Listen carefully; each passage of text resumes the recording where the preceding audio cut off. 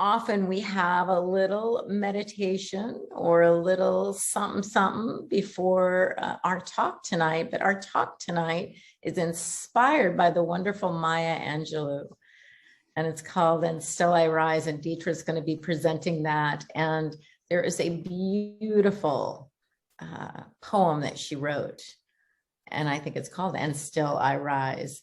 And there's a beautiful video to it. So instead of our normal reading, we're going to play this video, and just in this open heart space, we're just going to watch this incredible video for a few moments.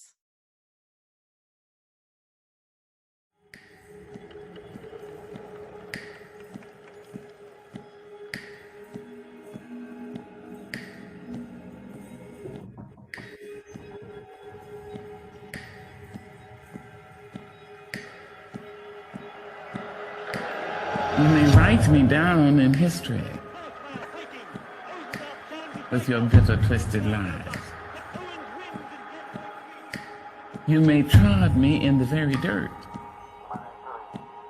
but still like dust, I'll rise. Does my sassiness upset you? Why are you beset with gloom? Just 'cause I walk as if I have oil wells pumping in my living room. Just like suns and like moons, with the certainty of times, just like hope springing high, still I rise. Did you want to see me broken, bowed head and lowered eye, shoulders falling down like teardrops, weakened by my soul's surprise? Does my sassiness upset you? Don't take it so hard just 'cause I laugh, as if I have gold mines digging in my own backyard. You can shoot me with your words, you can cut me with your lies, you can kill me with your hatefulness, but just like life, I'll rise. Does my sexiness offend you? Oh.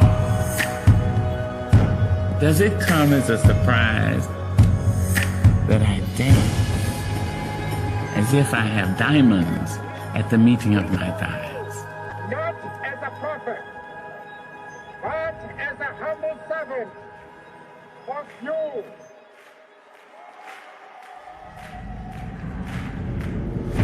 Out of the huts of history's shame I rise.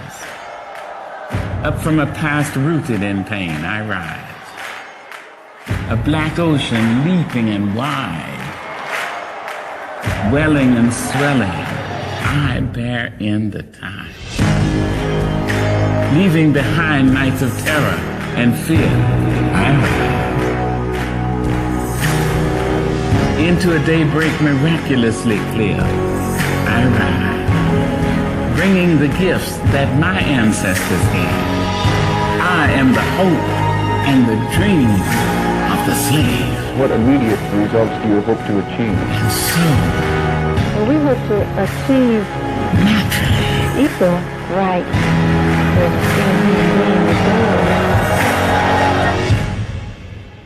I'll rise. I'll rise. I'll rise.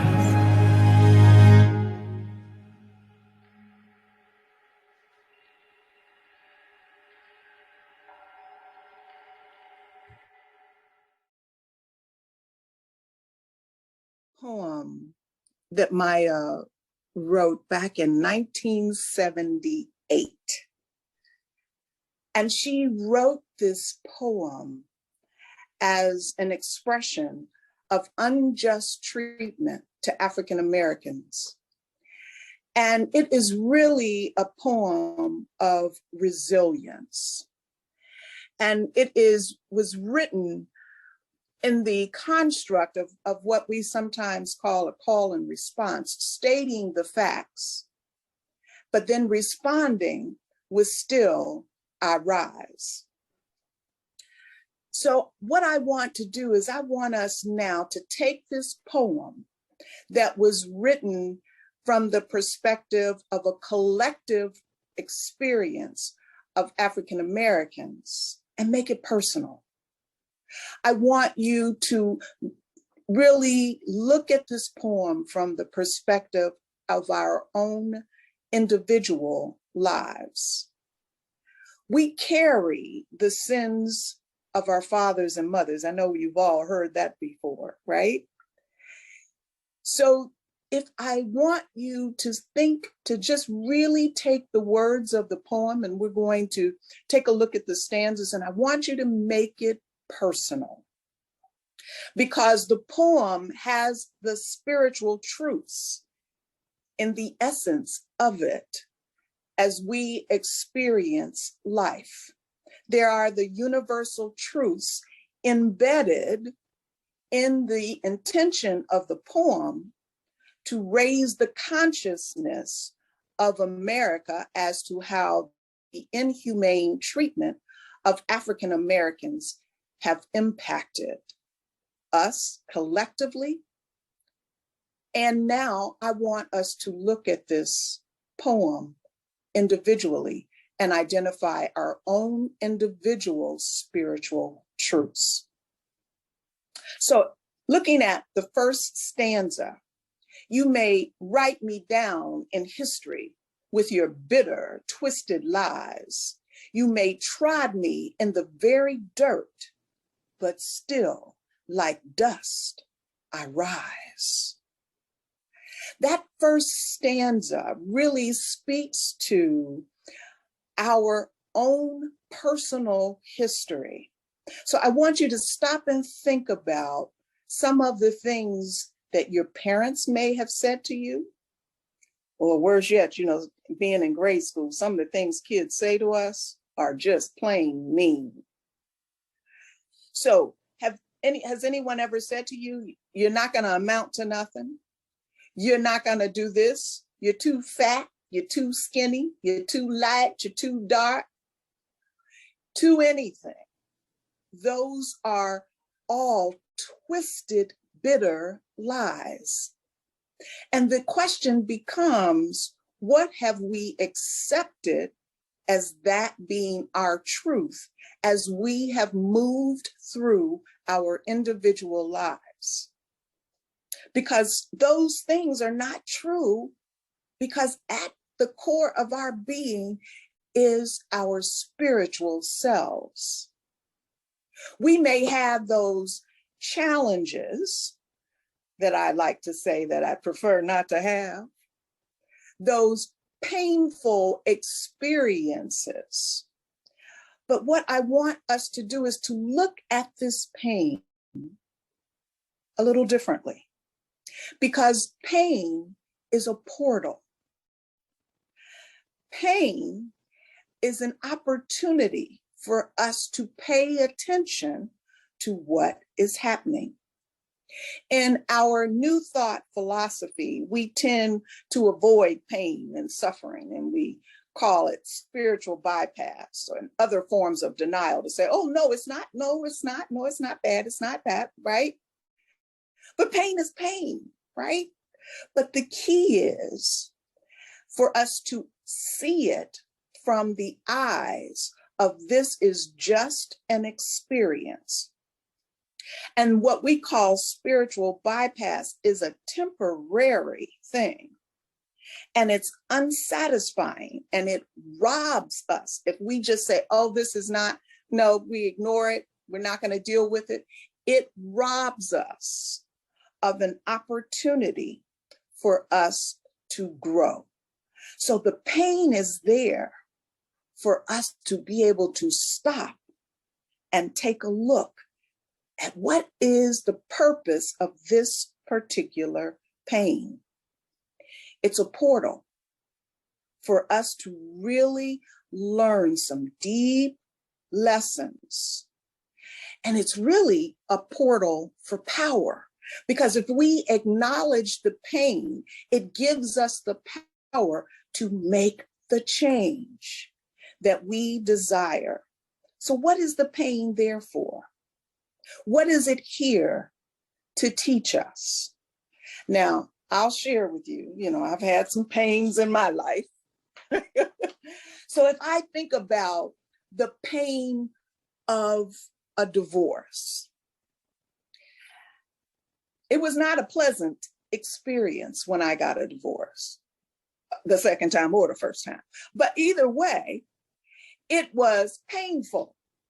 But I had to literally stop and take a look at this pain and say, okay, what is the lesson I'm supposed to learn in this pain that I am experiencing?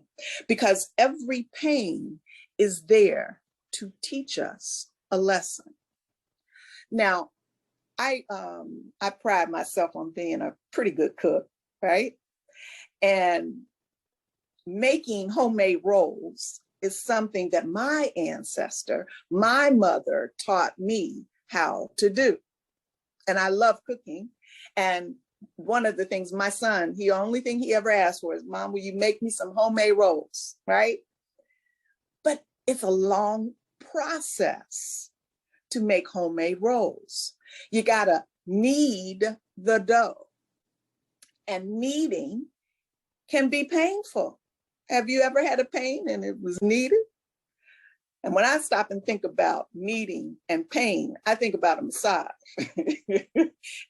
When I get a massage, there's some pockets in there, and the therapist has to get in there and get that knot out, right? That's painful.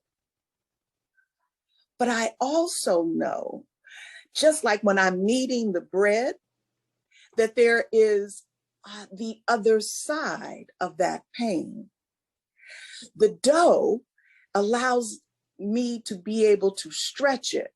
The pain is there to stretch us. It is there to allow us to feel that discomfort so that we have the ability to make a change. So I want to move right on to the next stanza of Maya's poem. Does my sassiness upset you? Why are you beset with gloom? 'Cause I walk like I got oil wells pumping in my living room. Just like moon and like suns, with the certainty of tides, just like hopes springing high, still I rise. Because that sassiness is what gives us the confidence. God is our sassiness. God is the one who can give us that confidence to add that stride, that strut in our walk. We always, for those of you who are familiar with Michael Beckwith, he always says, you want to be pulled by the vision. So I want to have the confidence to view whatever this pain is that I'm going through. I'm going to get to the other side of it. And this is what I want it to look like. And I'm going to focus on what I want it to look like versus staying stuck in the physical experience of this pain. Did you want to see me broken, bowed head and lowered eyes, shoulders falling down like teardrops, weakened by my soulful cries? Some pain can be so extreme that it causes us to change our physical appearance because the pain is so heavy that we truly are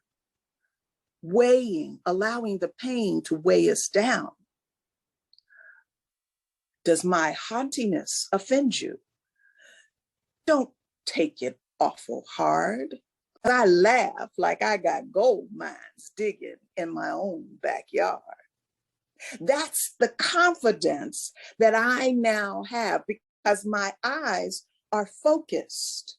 I have a different focus.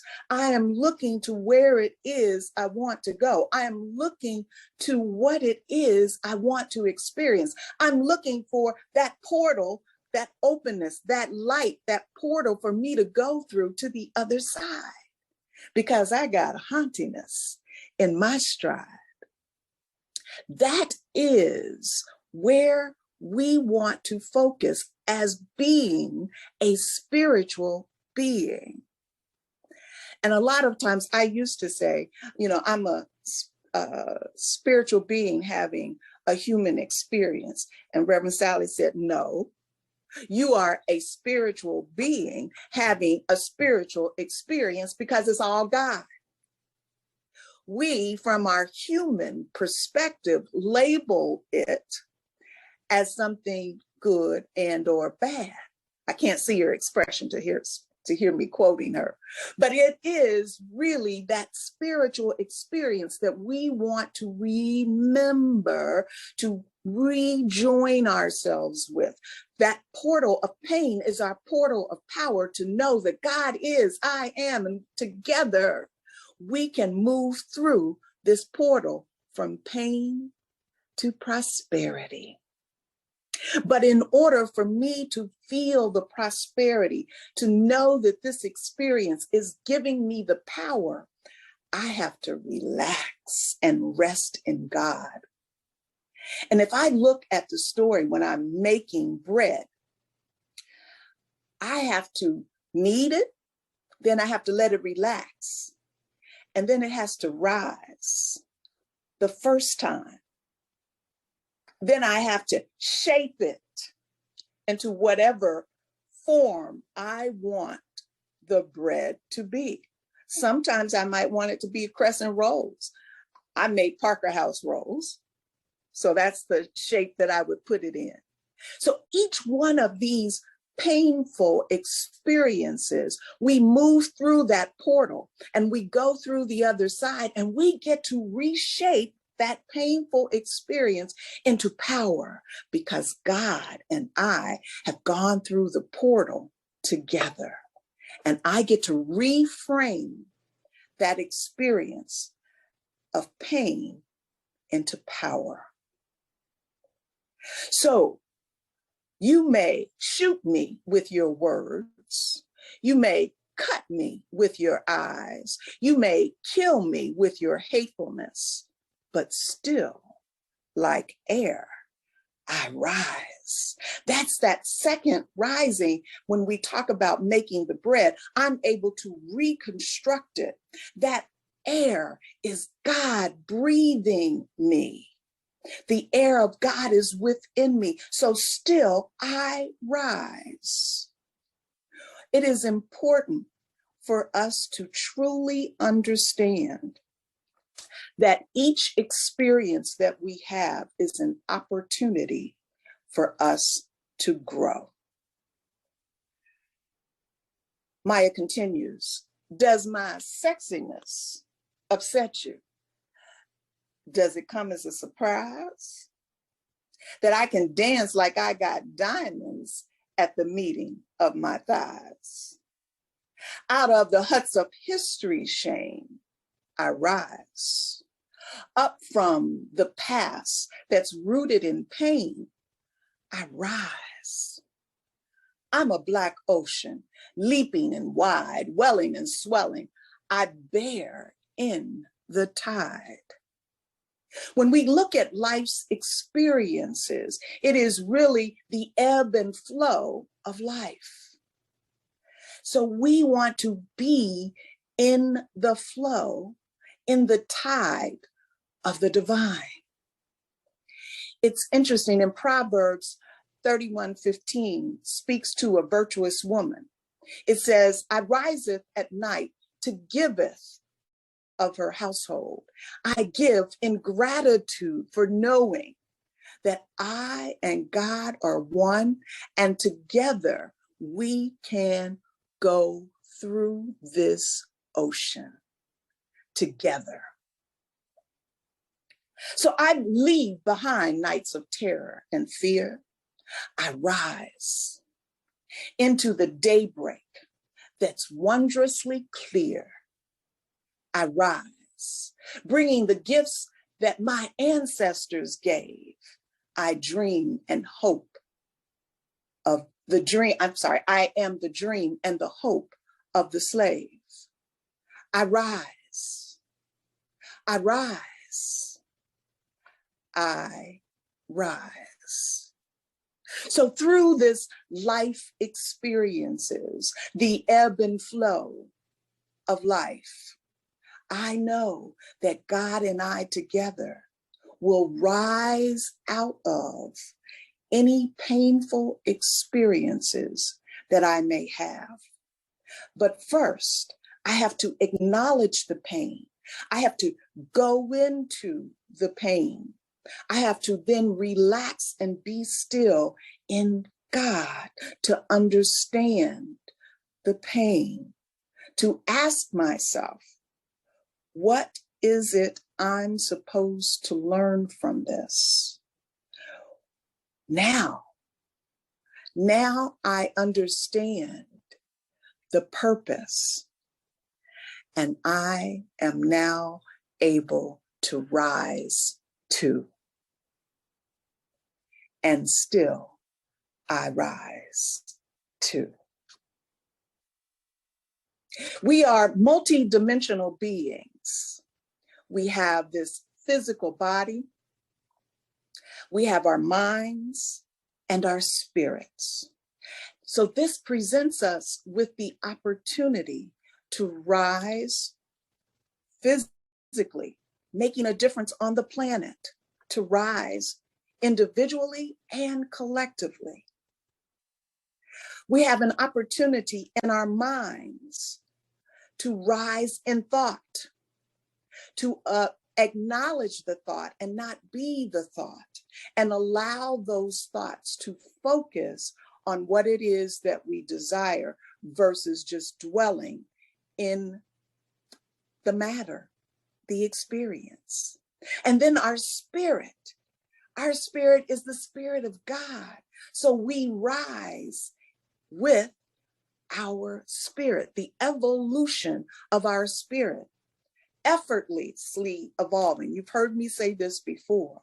When we truly utilize our spiritual tools of prayer, meditation, visualization, we have the opportunity to rise and effortlessly evolve.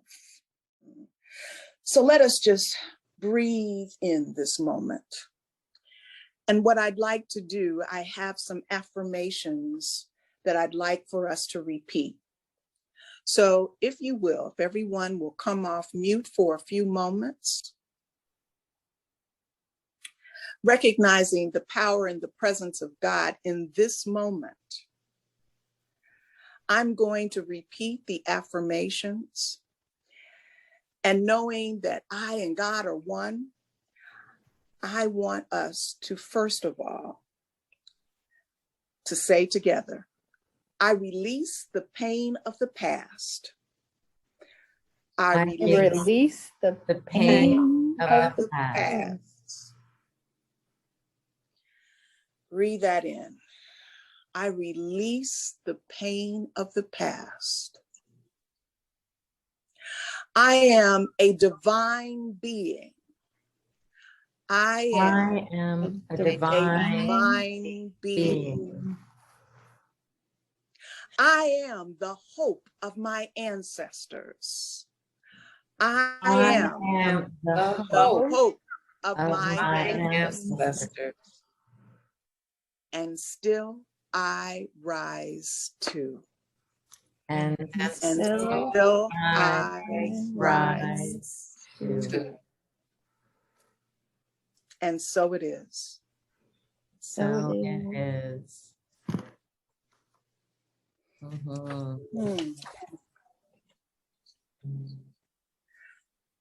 So in this moment,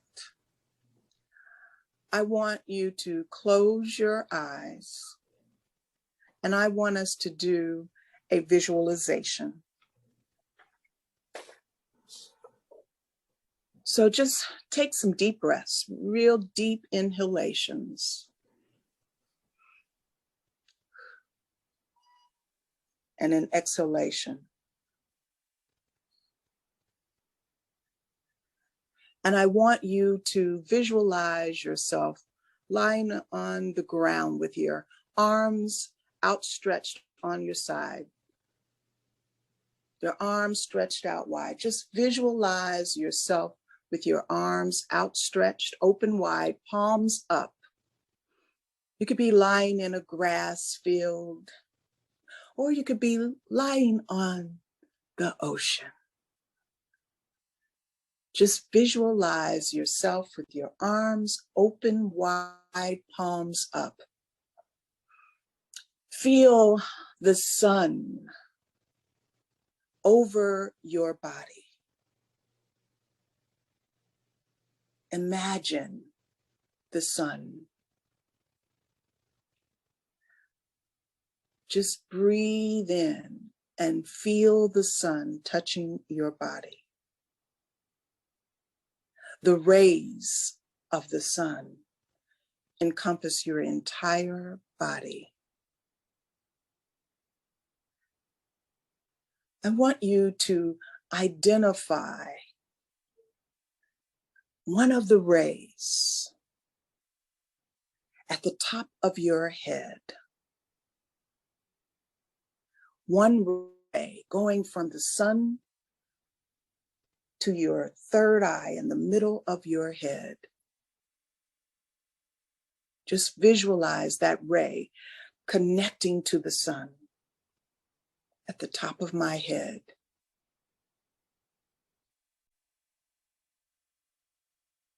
My mind is clear. My divine mind is clear.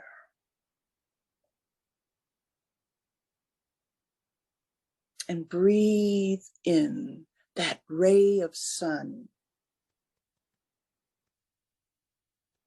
from the top of your head, in the middle of your forehead, going directly to the sun.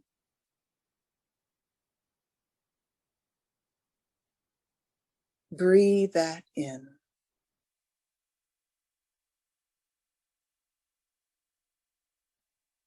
Now imagine another ray of sun hitting your left hand, in the middle of your left hand.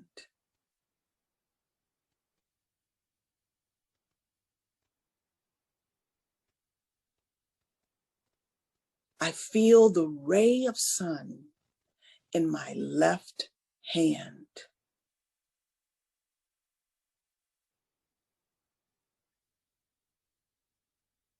The sun and that ray going at the center of my hand.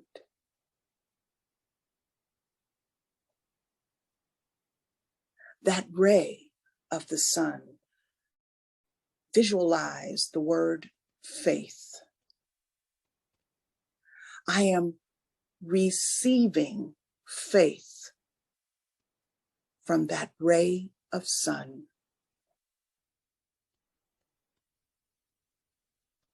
I breathe in faith.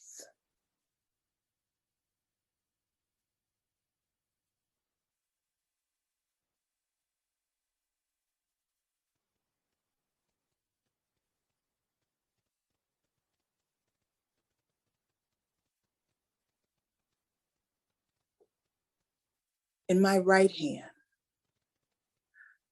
I feel another ray of sun at the center of my palm, stretching all the way to the sun.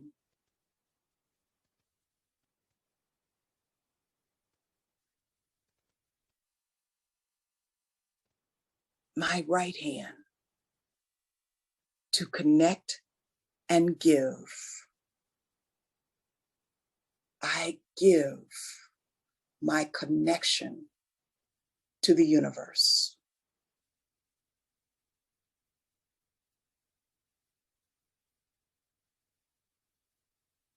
I am a divine being expressing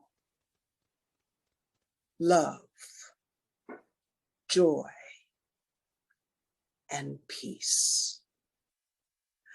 I am the light of the world. am the light of the world.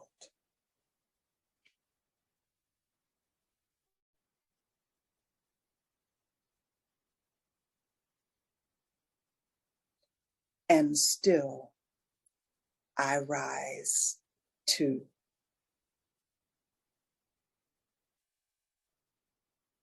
And so it is.